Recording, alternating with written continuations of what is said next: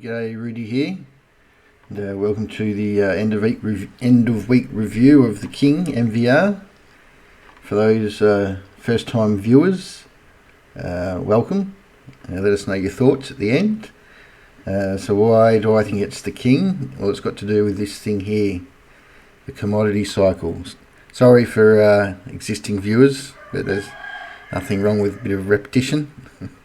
So this is a commodity cycle from the 1800s. That's why they say resources are, they're no good, they're cyclical. Well, that's true, because you can see that. And here we are here. We're down at the bottom of the resource cycle, which this graph says to 2045, but I'm saying at least 5-10 years. So that's the long-term picture. This is the we've got data to since 2014 that you can get on a chart, but effectively this here is this here, and we're forming a lovely round, a bit of cup and handle, rounded bottom, which is a bullish chart pattern. And another one here which makes it even better.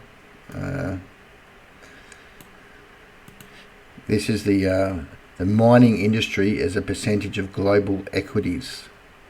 Okay, so what's that saying is basically all the money in the world stock markets, only this little blip is invested in mining.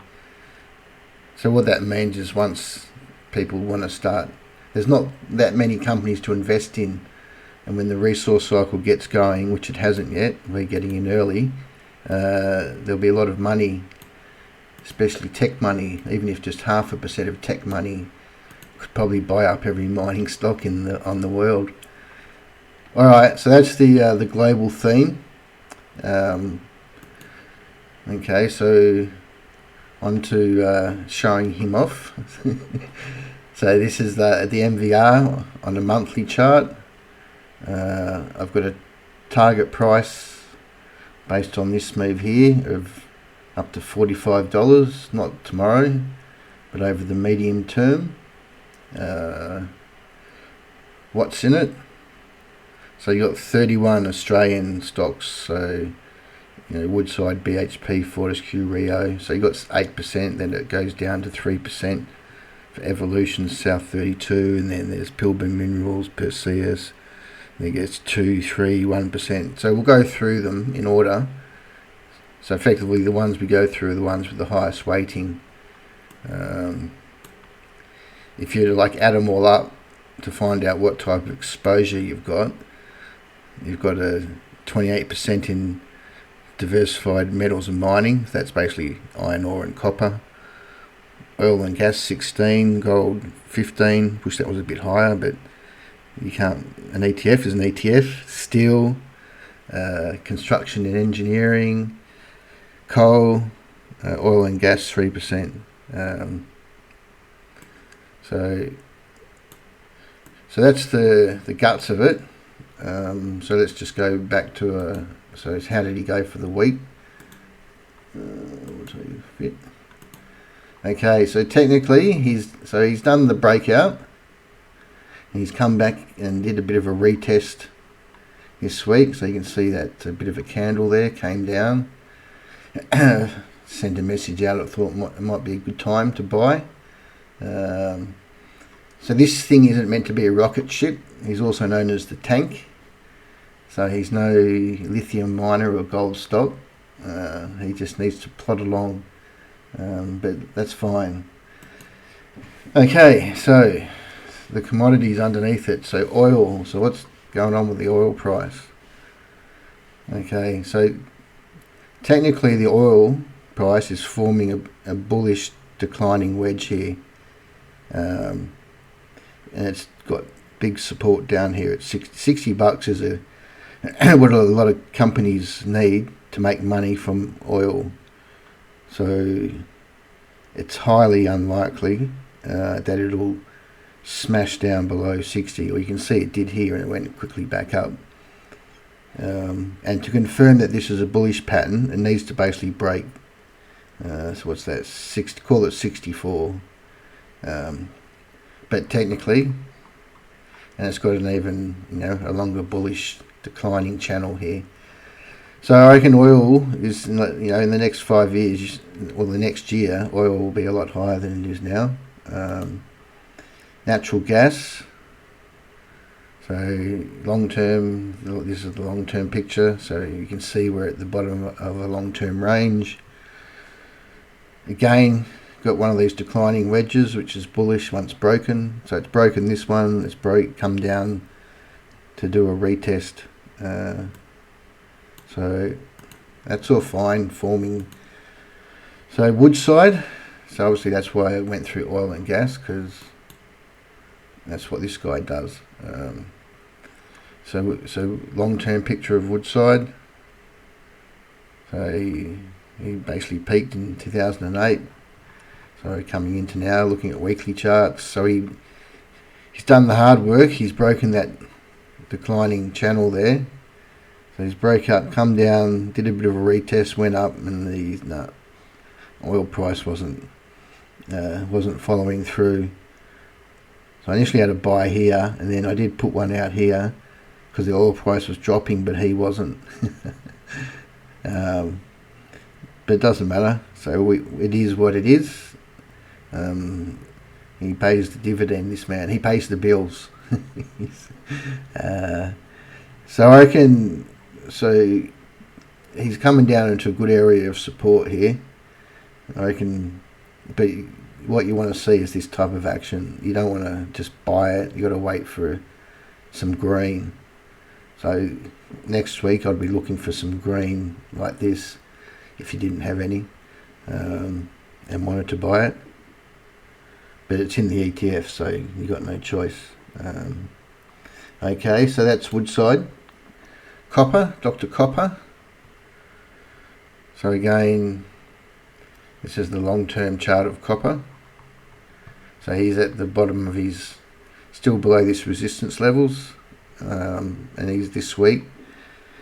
Nice candle there, so that's looking good. And the iron ore price, so similar. You can see it's got this. There's really a long-term wedge here. See there, it's been wedging in, wedge. So it's broken out, come down, done the retest, found some support, and it's now broken through another declining trend line here. So technically that's quite bullish for iron ore, and it does tend to trade in a range. So it looks like we're heading to the top of the range. So that all feeds into. So we've got BHP. So BHP has broken through the iron dome. He came down this week to this sort of pretty strong support level and bounced off. So it looks like he's said, okay, time for me to go. So BHP is basically copper and iron ore. Then we have Rio, which is iron ore and copper, but a bit more iron ore. So again, got these declining. It's these declining wedges channels, which is going to allow the King MVR go for his run. But they haven't broken out yet, so there's been no party to cheer about, really. But it's doing the right thing. Solid things, that's all they have to do. Then we've got Fortescue. He's a pure iron ore miner, this one. 7.3% div, pretty juicy. So he'll go up with he tracks the iron ore price a lot closer. So he's good to go. Then we've got Santos. So Santos is oil and gas, so same sort of play as Woodside. It's under a takeover offer type arrangement at the moment, so we don't really know. That's why its price is just sitting up here. For our country security, I hope it doesn't go through, but anyway, it's in the ETF and we've got to deal with it. So Origin is the next one. So Origin Energy, so utility and miner. So it's just cruising along in its long-term channel there, so that's fine. We've got Orica. So they're the explosive mob. Needed to blow up and make mines. So it's at this old resistance level. So again, that's fine. Okay, into one of my favourite topics, gold. So this is the Aussie dollar gold price. Okay, so I've got a target price of 5,800 for the gold. Not next week, but probably the rate it's going, it might. The problem it's going to have is the Aussie US dollar is strong, so it's got to fight against that now. Or during this period, the Aussie dollar was going down and was giving it extra growth against the USD gold. Anyway, gold's still going to go up, and that flows through to stocks like Northern Star. If you know, I know lots of people took my advice, got in down here on Northern Star. He's effectively the king of our gold, our biggest gold producer. 28 billion dollar worth. So he's going like a rocket, no issues there. Okay, coal. Now coal's what's the chart look like that for? Okay, so coal's down at its long-term price, you could say. But that's not a good. It's fallen through this sort of support line here. Still like coal. 3 billion Indians and Chinese that need to use it. They love it. And that's what happens. So that should flow through to our coal stocks. So in the coal, so Soul Pattinson, and it's really a listed investment company, but they basically own New Hope Corporation. I think they 60% of it, which is a coal stock. But it's holding up quite well, really. But they're merging with Brickworks to become Topco. So I don't know what the ETF's going to do with that. Whitehaven Coal, so that's coal miner. So with that dropping coal price, so that's bound to come back down here. So a bit like Woodside, come down, find some support and some green, and good to go.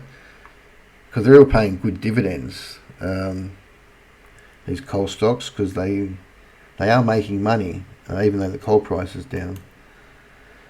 Okay, so now we go on to aluminium. So aluminium futures, so they're getting a bit like the copper price, nice weekly candle. And then this is the alumina, so that's the product that goes into it, so that's doing nothing. Zinc's having a bit of a giddy up. Lead's well, it's not bearish, not bullish. Okay, and that flows through to this fella here, South 32. He's been a dog, in the nicest way, but it looks like it might be a buy. I mean, all those lead, aluminium, zinc, that's what he does. And we're right on a support line here.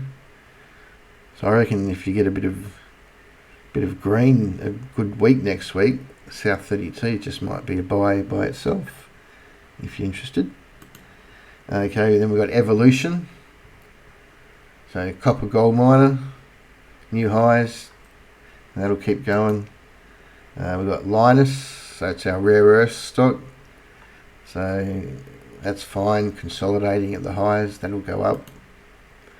Worley, so they're engineering, construction, copper, oil and gas, So that's fine. Look, that's previous resource bull markets. So that's fine. You need something like that. Then we've got Ampol. So Ampol's had a bit of a cup and an ugly handle, you could say. But it's broken the... See, this a similar pattern to what MVR's got. Actually, if we just go and have a look. So you can see here, MVR's got this sort of declining. That's yeah, anyway. Get on with it, Rudy. Okay, so really just trying to find my way. So that's Ampol. So that looks good. Okay, so Lithium. Because what if your Lithium had a bit of a kick in the guts this week? One of the Chinese mines said they were going to open and everything panicked. Lithium price hasn't panicked, it's basically stayed the same. So it's Pilbara, so he got whacked this week. That's fine. It's basically spent 3 days at this prior breakout level. So that looks good to go now. That was a daily chart. So then we got Perseus, gold miner. Beautiful. Look at that. Wonderful, wonderful, wonderful. That's why I wanted more. We don't have a gold ETF on the ASX. It's a shame. We've got imagine having an ETF with all these guys that I'm showing you, all the gold stocks. That the king. That would be the king. We do have one GDX. It's a ninja because it's one of my key ninjas. You hear about my ninjas if you don't in the benchmarking vid on Sunday. So Capricorn, another gold miner. We've got Horizon. So they're a rail freight operator. So they've broken the down, finding support. Pays a nice div, this one too, so that looks fine. Mineral Resources. So they're a bit of mining services with a bit of lithium and iron ore all in one. So that looks wonderful. Pays a nice div. You can see this declining wedge, break down, find support, go. That's the pattern we look for. Sandfire, so it's our copper miner. Although the mine's in Spain. So that's fine, consolidating at the highs, increasing copper price will give that a kick. Then we've got another gold stock, Regis. Look at these gold stocks, aren't they wonderful? So that's, I guess, the benefit of the ETF. While BHP and Rio are just kicking back, cruising, these little ninjas down the back, they're doing the heavy lifting. That's right, when they come off, then the big boys will start firing, I reckon. And we've got Genesis, so that's another one in there, another gold. But these gold ones are only like 2-3%. So Luca. So Luca shut down part of its operations to save costs. They're building a rare earth refinery, so that's fine. So that came down to support and went back up, so that was interesting. Beach, so oil and gas. So again, they're at the bottom of the range, so 7.4 div, so that's all good. All that div money goes into the ETF. IGO, so that's another lithium, but it's got a bit of nickel, cobalt and a refinery in it. So you can see it came down to support this week, so it came down and went back up, so that'll head its way up. Then we've got some uranium, very bullish on uranium, wish we had more of them too. Silver's first, gold second, uranium third. Shame we don't have any silver miners in Australia. Anyway, this is the spot uranium price. So there's that lovely rounded bottom. break from the wedge, break, down, test, support, up, go. So in the ETF we got palladium. Kept telling people when it came down here to buy, so that's fine. That's good. And then we got monodelphis, so they're mining services. So when companies need holes drilled and help with their mines, they call them these type of guys. So that'll go crazy. Yeah, you can see back in the old boom. So this has got plenty of legs. Look at that, consolidating at the highs. Then Deterra royalty. So they basically just take a clip of BHP's iron ore mine revenue. Not a bad gig. Pays a nice div. Got the rounded bottom. Broke resistance, come down, test, finding support. So there's decent support in there. You can see all these little wicks here. They come down and up, down, up. People are buying them down here. And then the last one there is Liontown. So they're a lithium miner, like Pilbara. Pilbara was the lowest cost one, but anyway, Liontown's fine. It got whacked this week, holding support, so I can't see that falling over. All right, well that's your weekly wrap of the King. I think he's done his job, and I'll do the benchmarking against the other ETFs on Sunday. So if you're new and you lasted through that, let us know your thoughts. All right, see ya.